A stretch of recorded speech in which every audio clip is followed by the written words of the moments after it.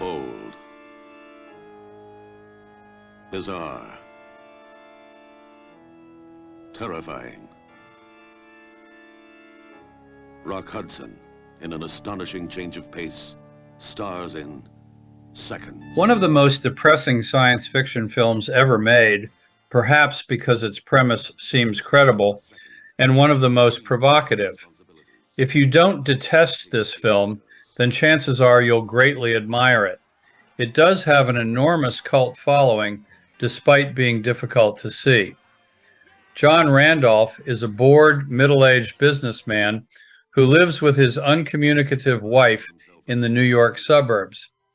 He pays a great sum of money to a sinister secret organization that provides clients with youthful new bodies through extensive surgery and new identities.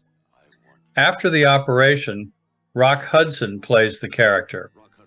Given a new name, Hudson is resettled in a California bohemian beach community where seconds like himself reside. At first, he is happy acting out the part of a successful artist, but then depression sets in when he can't lose himself in his new identity. He longs to see his wife in New York, although he knows that if the organization finds out he made such a contact, and they have spies everywhere, he will be killed.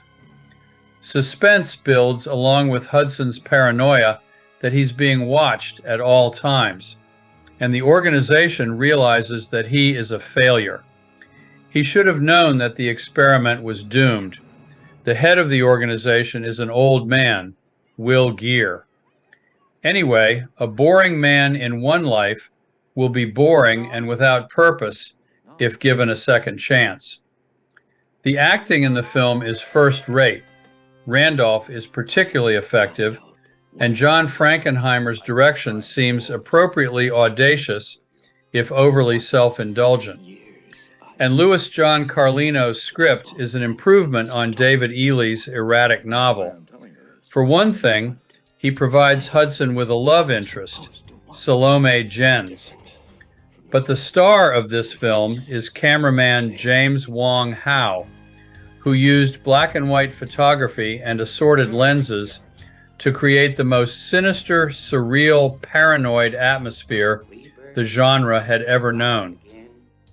Howe's most striking contributions were putting a camera with a wide-angle lens on a wheeled suitcase carrier for bizarre shots of Randolph walking through Grand Central Station, and using a fisheye lens for the horrifying final shot of Hudson's last seconds.